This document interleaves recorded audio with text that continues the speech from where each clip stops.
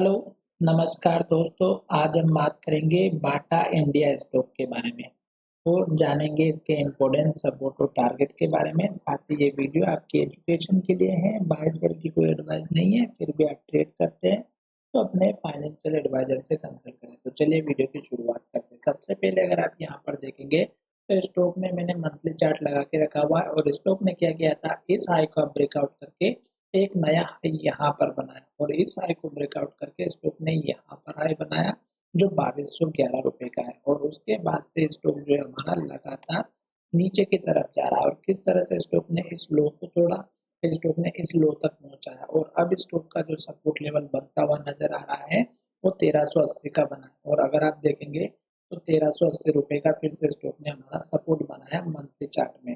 तो आपको क्या करना है कि इसी कैंडल के लो का आप अपना स्टॉप लॉस लेकर के चलेगा, क्योंकि अगर हमारा ये लेवल टूटा तो स्टॉक में और गिरावट रहेगी और फिर स्टॉक का जो सपोर्ट लेवल है वो यहाँ पर दिखाई दे रहा है जो 1230 के आसपास का है। तो 1230 के आसपास का अपना एक target stop loss support level लेकर के चलिएगा। तो ये मंथली चार्ट है, मंथली चार्ट का ध्यान रखिएगा। अब स्टॉक में ये दो सपोर्ट लेवल हो गए। अब स्टॉक गिर क्यों रहा है? स्टॉक ने जो हाई बनाया था वो हमारा ऊपर था, फिर स्टॉक ने हाई नीचे बनाया, फिर स्टॉक ने हाई और नीचे बनाया और फिर स्टॉक जो है अब यहाँ से ऊपर की तरफ जाएगा भी। तो इस कैंडल के लो तक का पहला टारगेट रखना है जो 1535 का है, जो मैंने मंथली चार्ट में आपको समझा दिया है। अब उसके बाद अगर स्टॉक यहाँ से ऊपर भी चला जाता है तो आपको जो दूसरा टारगेट रखना है वो हमारा रखना है इस कैंडल के हाई का।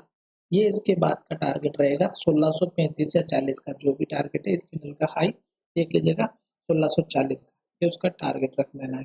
अब ये तो मंथली चार्ट है, तो यहाँ पर देखिएगा स्टॉक ने क्या किया, रेड कैंडल बनाई और लो बनाया। अब स्टॉक ने अभी ये मंथली चार्ट कंप्लीट नहीं किया। अगर ये भी रेड कैंडल बनता है और लो ब्रेकआउट होता है तो ये और भी नीचे जा सकता है। तो ध्यान रहे कि लो बना रहा है जब तक वेट करना है।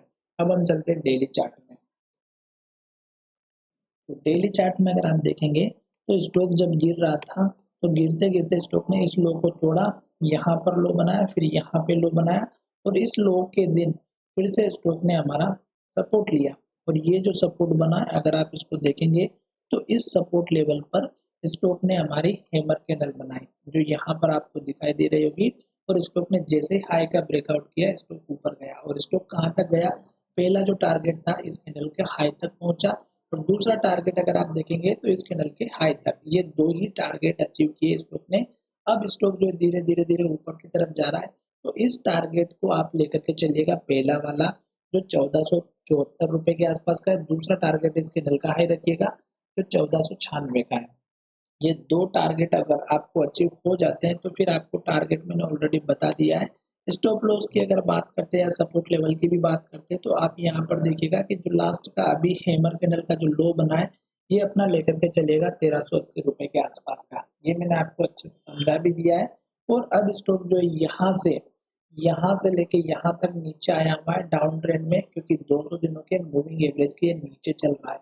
और जब तक स्टॉक इसके नीचे तब तक आप वेट कीजिएगा, क्योंकि अगर स्टॉक नीचे चलता है तो हमें जल्दबाजी नहीं करनी चाहिए। जैसे स्टॉक यहाँ से गिरते गिरते नीचे आ रहा था और फिर स्टॉक ऊपर गया तो ये जो हाई बनाया ये अब आपका आने वाले समय का टारगेट बन सकता है। पर स्टॉक जैसे जैसे स्टॉक ऊपर की तरफ जाएगा तो इस लो को बनाने के बाद स्टॉक ऊपर लो बनाए, फिर और ऊपर लो बनाए, फिर और ऊपर लो बनाए।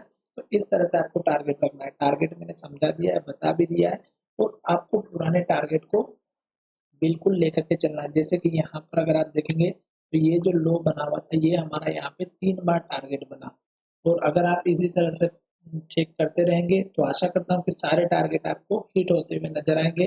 पर अभी स्टॉक जो लो बना रहा है वो नीचे की तरफ बना रहा है और अगर ये लो हमारा टूट गया तो स्टॉक में फिर हमें कोई भी गिरावट रोक देने से कोई नहीं रोकेगा। क्यों? क्योंकि ये वो लेवल है जहां से स्टॉक ने हमारा 1 डेढ़ महीने तक लगभग ट्रेड किया और हो सकता है कि 2 महीने तक ट्रेड किया और इसी लेवल से स्टॉक ऊपर गया था। तो ये लेवल अगर टूटा तो स्टॉक में गिरावट जरूर आएगी, इस बात का ध्यान रखिएगा। जल्दबाजी बिल्कुल नहीं करें। क्यों?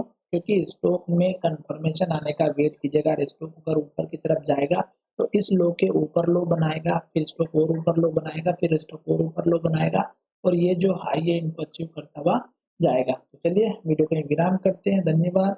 मिलेंगे नए वीडियो में, और जितने भी पुराने हाई लेवल है उनको ना भूलें, क्योंकि वही हमारे आने वाले समय के टारगेट बनते हैं। और किस तरह से बनते हैं ये भी आप खुद ब खुद देख सकते हैं। यहाँ का लो हमारा यहाँ जाकर के हाई बना, वही हमारा यहाँ पर लो बना, वही हमारा यहाँ पर हाई बना, यहाँ पर सपोर्ट बना। तो इस तरह से आपके ये लेवल्स काम आते हैं। तो चलिए वीडियो को विराम करते हैं, धन्यवाद। मिलेंगे नई वीडियो में।